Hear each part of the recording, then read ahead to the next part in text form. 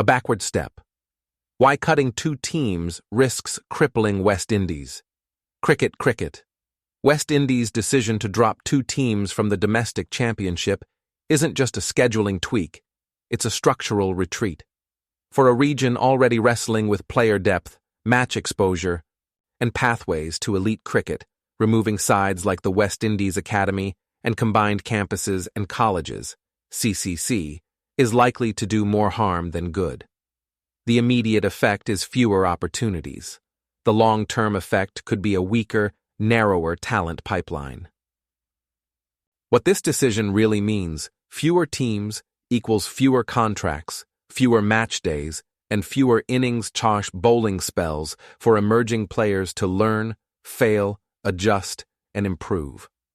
The two teams reportedly affected, West Indies Academy and CCC, have been critical development bridges. CCC has historically provided a route for student athletes and late bloomers who weren't fast-tracked through territorial systems. The Academy, and its earlier emerging players iteration, gave high-potential prospects competitive minutes against seasoned domestic pros, accelerating readiness for international cricket. These sides have already produced players who stepped into senior West Indies squads. That's not theoretical. It's proven. Who loses the most? 1. Young, developing players, with fewer slots. Fringe and developmental players will be the first squeezed out. In a 6-team structure, incumbency and politics often carry more weight than potential. Match volume is oxygen for growth. Batters need long innings, bowlers need spells under pressure. Reducing teams reduces those reps. 2. Players without patrons. Cricket in small systems can be about visibility and advocacy. The Academy and CCC offered neutral, performance-led platforms, places where you didn't need a big name to be seen. Without these teams, many who lack someone to look out for them may simply vanish from selectors' eye lines. 3. Senior pros still performing. The squeeze isn't only at the bottom. With squads tightening, there's a real risk that older but still productive players are cut to make space, especially if franchises or boards favor future planning over form. Experience matters. Young squads without informed seniors can stagnate without role models and pressure-tested leaders. The development math: fewer teams, fewer games, slower growth. Batting development needs time in the middle. A contracted schedule means fewer opportunities to convert starts, learn to bat long, or build consistency across conditions. Bowling growth comes from workload variety, new ball spells, old ball plans, flat pitch problem solving. Reduce the calendar, and you reduce the craft. Fielding and tactical IQ both sharpen with match intensity. Less competition equals slower tactical maturity. Dawar. Quality over quantity sounds good, but only works with a second tier. Some will argue that cutting sides raises the standard. That can be true, but only in countries that offset contraction with robust second epinths or development structures. Australia. Only 6 states, but a full second Ibarine system, Futures League second Ibarines, and strong academy pathways ensure high game volume for non-starting players. England.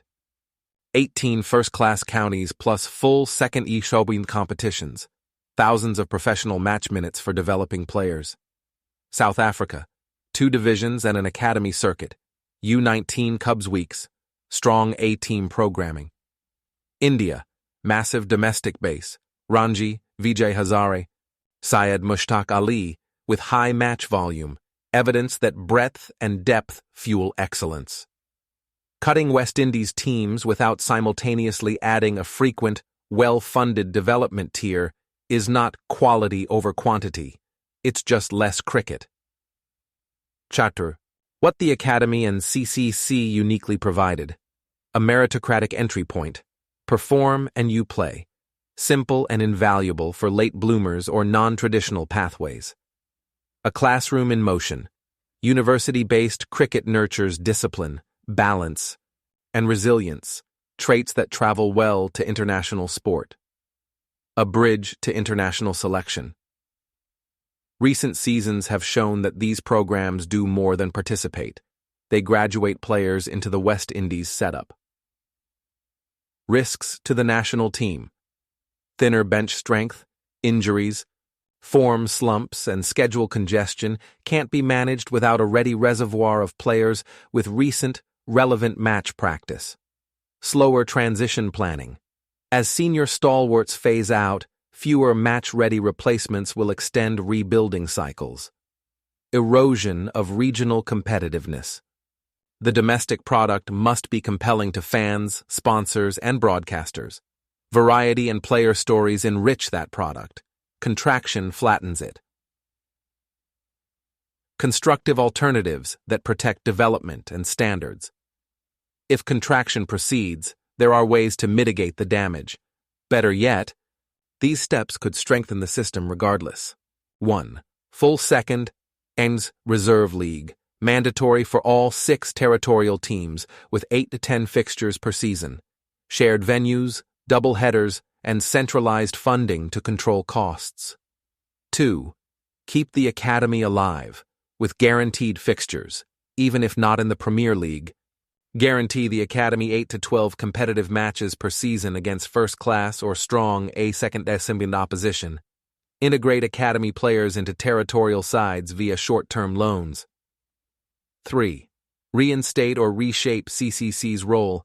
Link CCC to a formal University Select program with academic scholarships, performance incentives, and access to top coaching.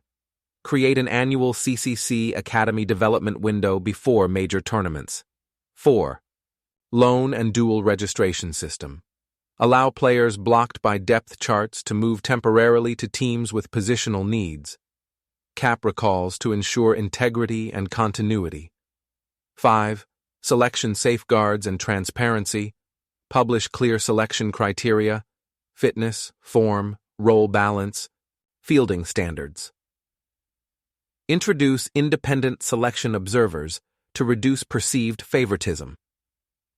6. Match minute guarantees for prospects. In white ball tournaments, require a minimum number of games for 2 U23 players per team, balanced by performance clauses to avoid tokenism. 7. Year-round pathway alignment. Sync U19, A-team, academy, and domestic calendars so prospects flow through tiers without long, inactive stretches. Use the off-season for high-intensity camps and red ball skill blocks. How to measure if the new model is failing or working. Number of players making first-class list A debuts per season. Total domestic match minutes for players under 23 and under 26. Conversion rates, 50s to 100s, 3-4s to 5-4s. Injury incidents, especially for fast bowlers, linked to workload spikes due to reduced rotation options. A-team and senior team readiness. Fewer debut shock performances indicate a healthier pipeline. Final word. This decision feels like a backward step because it narrows the pathway right where West Indies cricket needs breadth. The Academy and CCC didn't just fill fixtures, they caught talent that might otherwise slip through cracks.